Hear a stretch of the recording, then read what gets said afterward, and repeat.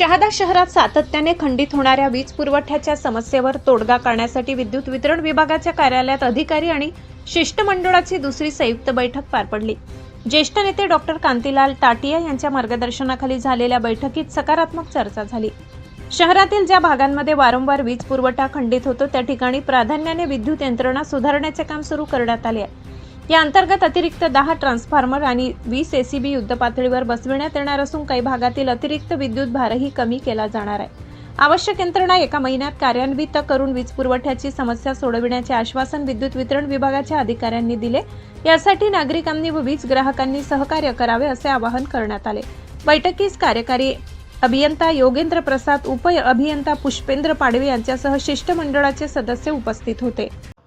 आज ठरल्याप्रमाणे सकाळी 11 वाजता मान्य कार्यकारी अभियंता यांच्या कार्यालयात शहादे शहराच्या विविध प्रश्नांच्या संदर्भात चर्चा ठेवली होती। त्या दृष्टीने आज चर्चा झाल्यात। चर्चा अतिशय सकारात्मक झाल्यात।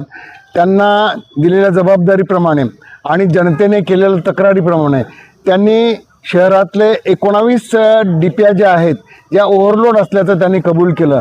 खरं तर शहरात 279 डीपीआय आहेत, पण आम्ही त्यांना त्याही सूचना केल्या की याचं फिल्ट्रेशन करा, किती व्होल्टेजच्या किती डीपीआय आहेत, म्हणजे मग आपल्याला प्रश्न सोडवणं सोपं जाईल। तेही त्याने ॲक्सेप्ट केलं।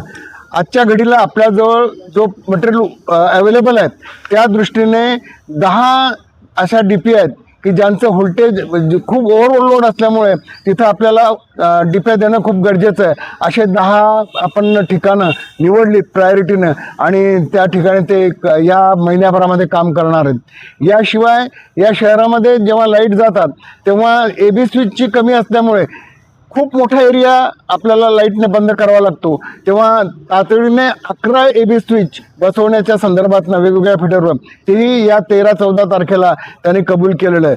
अशा पद्धतीने जे शॉर्ट टर्म प्रोग्राम आहे, जे शॉर्ट टर्म ट्रीटमेंट ज्याला पण म्हणून, त्याच्यासाठी हे सगळे त्यांनी सुरू केलेलं आहे। खास करून विकास हायस्कूलच्या फिडरच्या संदर्भातनं ज्या खूप तक्रारी आहेत त्याही संदर्भातनं चर्चा झाली।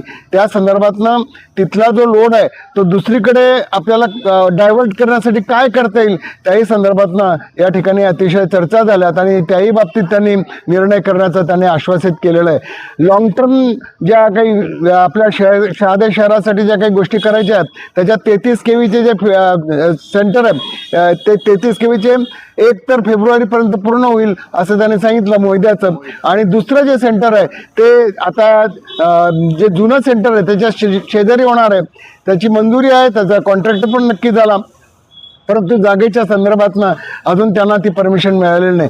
अशा पद्धतीने शहादे शहराचं जे काही इलेक्ट्रिसिटीच्या संदर्भातनं ज्या तक्रारी आहेत त्या तक्रारीच्या संदर्भातनं आपण अतिशय सकारात्मक चर्चा करून आणि टाईम बाउंड कार्यक्रम करण्याचं अधिकाऱ्यांनी कबूल केल्यामुळे आम्हालाही बरं वाटलं। या 5-6 दिवसांमध्ये निश्चितच ड्रिपिंगचा जो आहे ते कमी झालेलं आहे आणि म्हणून एकूणच शहादे शहराच्या या सगळ्या तक्रारीच्या बाबत आपण सगळेजण जागरूक राहून परत एकदा ह्या सगळ्या गोष्टी करण्यासाठी कटिबद्ध आहोत।